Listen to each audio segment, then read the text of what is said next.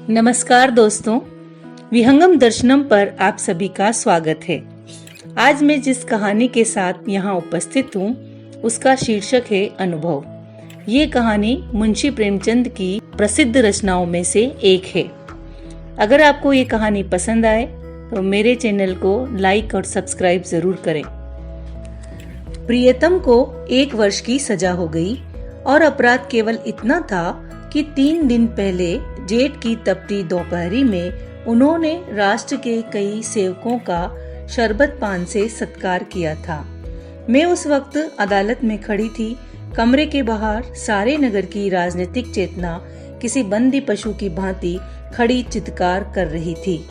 मेरे प्राणधन हथकड़ियों से जकड़े हुए लाए गए। चारों ओर सन्नाटा छा गया। मेरे भीतर हाहाकार मचा हुआ था, मानो प्राण पिघला जा रहा हो। आवेश की लहरें सी उठ उठकर समस्त शरीर को रोमांचित किए देती थी। ओह, इतना गर्व मुझे कभी नहीं हुआ था। वह अदालत, कुर्सी पर बैठा हुआ अंग्रेज अफसर, लाल जरीदार पगड़ियां बांधे हुए पुलिस के कर्मचारी, सब मेरी आंखों में तुच्छ जान पड़ते थे। बार बार जी में आता था दौड़कर जीवन धन के चरणों में लिपट जाऊं और उसी दशा में प्राण त्याग दूं। कितनी शांत, अविचलित, तेज और स्वाभिमान से प्रदीप्त मूर्ति थी। ग्लानि, विषाद या शोक की छाया भी न थी। नहीं, उन होठों पर एक स्फूर्ति से भरी हुई मनोहारिणी ओजस्वी मुस्कान थी। इस अपराध के लिए 1 वर्ष का कठिन कारावास, वहारे न्याय, तेरी बलिहारी है। मैं ऐसे 1000 अपराध करने को तैयार थी। प्राणनाथ ने चलते समय एक बार मेरी ओर देखा, कुछ मुस्कुराए, फिर उनकी मुद्रा कठोर हो गई। अदालत से लौटकर मैंने 5 रुपए की मिठाई मंगवाई और स्वयं सेवकों को बुलाकर खिलाया और संध्या समय में पहली बार कांग्रेस के जलसे में शरीक हुई। शरीक ही नहीं हुई, मंच पर जाकर बोली और सत्याग्रह की प्रतिज्ञा ले ली। मेरी आत्मा में इतनी शक्ति कहाँ से आ गई, नहीं कह सकती। सर्वस्व लुट जाने के बाद फिर किसकी शंका और किसका डर। विधाता का कठोर से कठोर आघात भी अब मेरा क्या अहित कर सकता था। दूसरे दिन मैंने 2 तार दिए, एक पिताजी को, दूसरा ससुर जी को। ससुर जी पेंशन पाते थे, पिताजी जंगल के महकमे में अच्छे पद पर थे। पर सारा दिन गुजर गया, तार का जवाब नदारद। दूसरे दिन भी कोई जवाब नहीं। तीसरे दिन दोनों महाशयों के पत्र आए। दोनों जामे से बाहर थे। ससुर जी ने लिखा, आशा थी तुम लोग बुढ़ापे में मेरा पालन करोगे। तुमने उस आशा पर पानी फेर दिया। क्या अब चाहती हो मैं भिक्षा मांगूं? मैं सरकार से पेंशन पाता हूँ। तुम्हें आश्रय देकर मैं अपनी पेंशन से हाथ नहीं धो सकता। पिताजी के शब्द इतने कठोर न थे, पर भाव लगभग ऐसा ही था। इसी साल उन्हें ग्रेड मिलने वाला था। वह मुझे बुलाएंगे तो संभव है ग्रेड से वंचित होना पड़े। हाँ, वह मेरी सहायता मौखिक रूप से करने को तैयार थे। मैंने दोनों पत्र फाड़कर फेंक दिए और उन्हें कोई पत्र न लिखा। हाँ, स्वार्थ, तेरी माया कितनी प्रबल है। अपना ही पिता केवल स्वार्थ में बाधा पड़ने के भय से लड़की की तरफ से इतना निर्दय हो जाए, अपना ससुर अपनी बहू की ओर से इतना उदासीन हो जाए। मगर अभी मेरी उम्र ही क्या है, अभी तो सारी दुनिया देखने को पड़ी है। अब तक मैं अपने विषय में निश्चिंत थी, लेकिन अब ये नई चिंता सवार हुई। इस निर्जन घर में निराधार निराश्रय कैसे रहूंगी? मगर जाऊंगी कहाँ? अगर कोई मर्द होती तो कांग्रेस के आश्रय में चली जाती या कोई मजदूरी कर लेती। मेरे पैरों में नारित्व की बेड़ियां पड़ी हुई थीं। अपनी रक्षा की इतनी चिंता न थी जितनी अपने नारित्व की रक्षा की। अपनी जान की फिक्र न थी, पर नारित्व की और किसी की आंख भी न उठनी चाहिए। किसी की आहट पाकर मैंने नीचे देखा। 2 आदमी खड़े थे। जी में आया पूछूं, तुम कौन हो, यहाँ क्यों खड़े हो?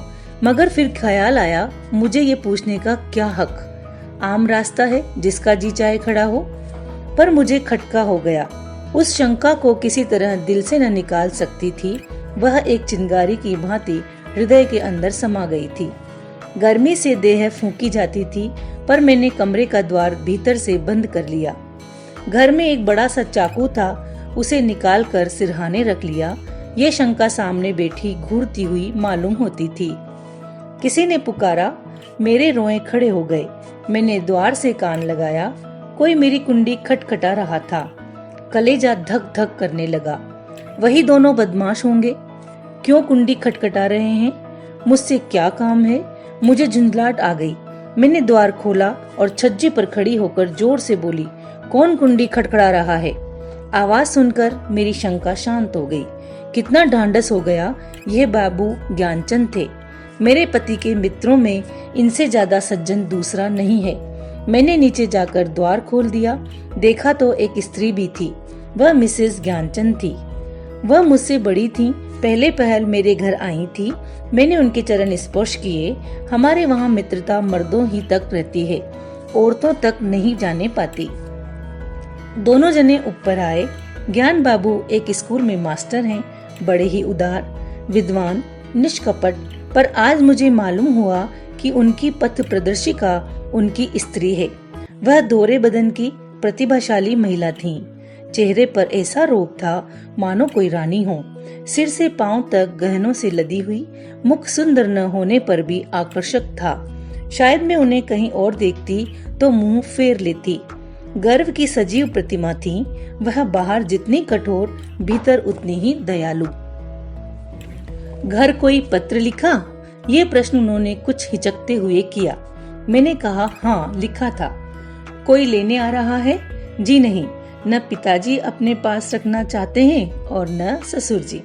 तो फिर क्या? अभी तो यहीं पड़ी हूँ। तो मेरे घर क्यों नहीं चलती? अकेले तो इस घर में मैं न रहने दूंगी। खुफिया के दो आदमी इस वक्त भी डटे हुए हैं। मैं पहले ही समझ गई थी दोनों खुफिया के आदमी होंगे। ज्ञान बाबू ने पत्नी की ओर देखकर मानो उसकी आज्ञा से कहा, तो मैं जाकर तांगा लाऊं? देवी जी ने इस तरह देखा मानो कह रही हो, क्या अभी तुम यहीं खड़े हो? मास्टर साहब चुपके से द्वार की ओर चले। ठहरो, देवी जी बोली, कई तांगे लाओगे? कई? मास्टर साहब घबरा गए। हाँ कई। एक तांगे पर 3 सवारियां ही बैठेंगी। संदूक, बिछावन, बर्तन, भांडे क्या मेरे सिर पर जाएंगे? तो 2 लेता आऊंगा। मास्टर साहब डरते डरते बोले, एक तांगे में कितना सामान भर दोगे? तो 3 लेता हूँ। अरे तो जाओगे भी? जरा सी बात के लिए घंटा भर लगा दिया। मैं कुछ कहने न पाई थी कि ज्ञान बाबू चल दिए। मैंने सकुचाते हुए कहा, बहन तुम्हें मेरे जाने से कष्ट होगा? और देवी जी ने तीक्ष्ण स्वर में कहा, हाँ होगा तो अवश्य। तुम दोनों जून में 2-3 पाव भर आटा खाओगी, कमरे के एक कोने में अड्डा जमा लोगी, सिर में आने का तेल डालोगी। यह क्या थोड़ा कष्ट है? मैंने झेपते हुए कहा, आप तो बना रही हैं। देवी जी ने सहृदय भाव से मेरा कंधा पकड़कर कहा, जब तुम्हारे बाबूजी लौट आवे तो मुझे भी अपने घर मेहमान रख लेना, मेरा घाटा पूरा हो जाएगा। अब तो राजी हुई, चलो असबाब बांधो, खाट वाट कल मंगवा लेंगे। मैंने ऐसी हृदय उदार मीठी बातें करने वाली स्त्री नहीं देखी। मैं उनकी छोटी बहन होती तो भी शायद इससे अच्छी तरह न रखती। चिंता या क्रोध को तो जैसे उन्होंने जीत लिया हो। सदैव उनके मुख पर मधुर विनोद खेला करता था। कोई लड़का वाला न था, पर मैंने उन्हें कभी दुखी नहीं देखा।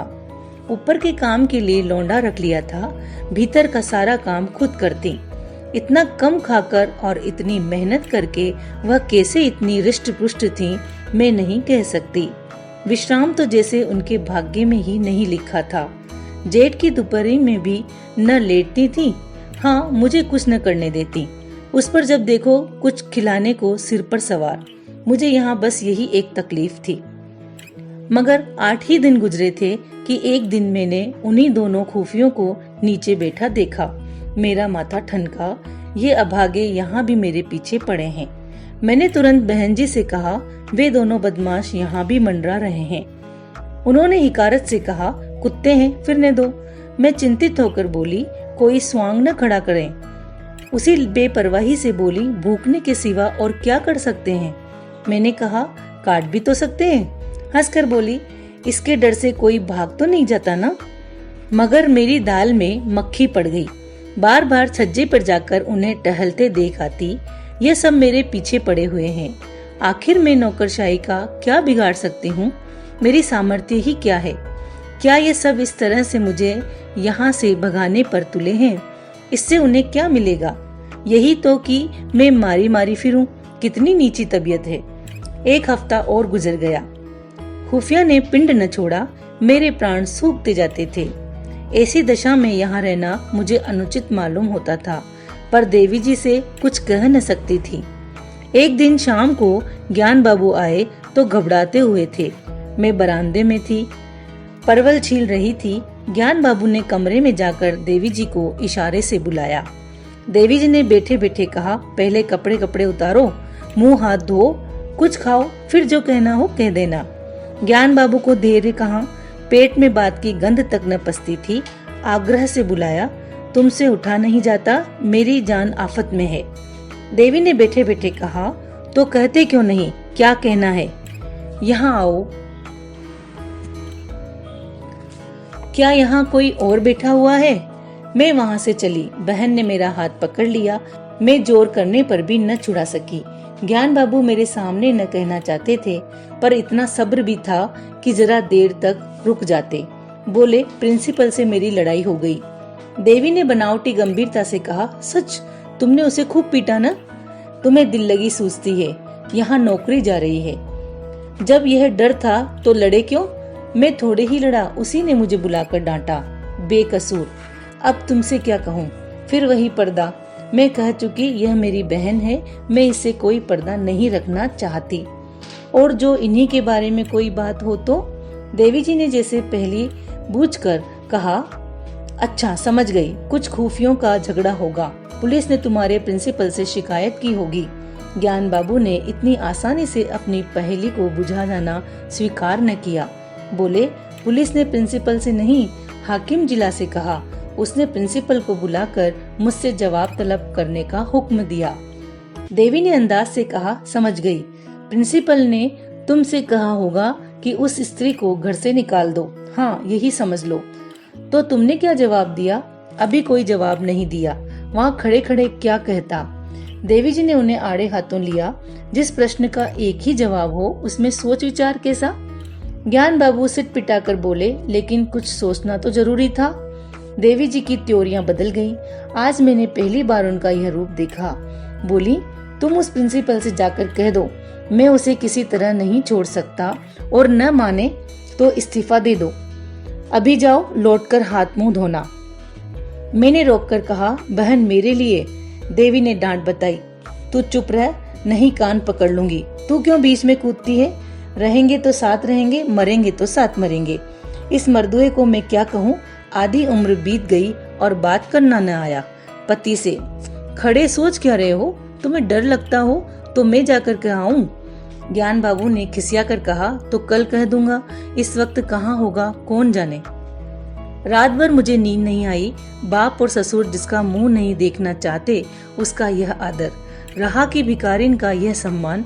देवी, तू सचमुच देवी है। दूसरे दिन ज्ञान बाबू चले तो देवी ने फिर कहा, फैसला करके घर आना, यह न हो कि फिर सोचकर जवाब देने की जरूरत पड़े। ज्ञान बाबू के चले जाने के बाद मैंने कहा, तुम मेरे साथ बड़ा अन्याय कर रही हो बहन जी। मैं ये कभी नहीं देख सकती कि मेरे कारण तुम्हें यह विपत्ति झेलनी पड़े। देवी ने हास्य भाव से कहा, कह चुकी या कुछ और कहना है? कह चुकी, मगर अभी बहुत कुछ कहूंगी। अच्छा बता, तेरे प्रियतम क्यों जेल गए? इसीलिए तो कि स्वयं सेवकों का सत्कार किया था। स्वयं सेवक कौन थे? ये हमारी सेना के वीर हैं, जो हमारी लड़ाइयाँ लड़ रहे हैं। स्वयं सेवकों के भी तो बाल बच्चे होंगे, माँ बाप होंगे, वह भी तो कोई कारोबार करते होंगे। पर देश की लड़ाई लड़ने के लिए उन्होंने सब कुछ त्याग दिया है। ऐसे वीरों का सत्कार करने के लिए जो आदमी जेल में डाल दिया जाए, उसकी स्त्री के दर्शनों से भी आत्मा पवित्र होती है। मैं तुझ पर एहसान नहीं कर रही हूँ, तू मुझ पर एहसान कर रही है। मैं इस दया सागर में डुबकियां खाने लगी, बोलती क्या।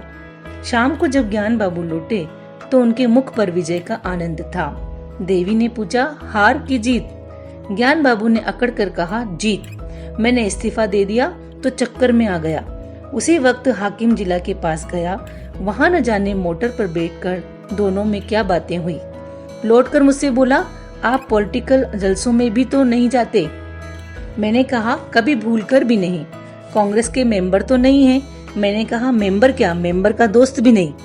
कांग्रेस फंड में चंदा तो नहीं देते। मैंने कहा कानी कौड़ी भी कभी नहीं देता। तो हमें आपसे कुछ नहीं कहना है। मैं आपका इस्तीफा वापस करता हूँ।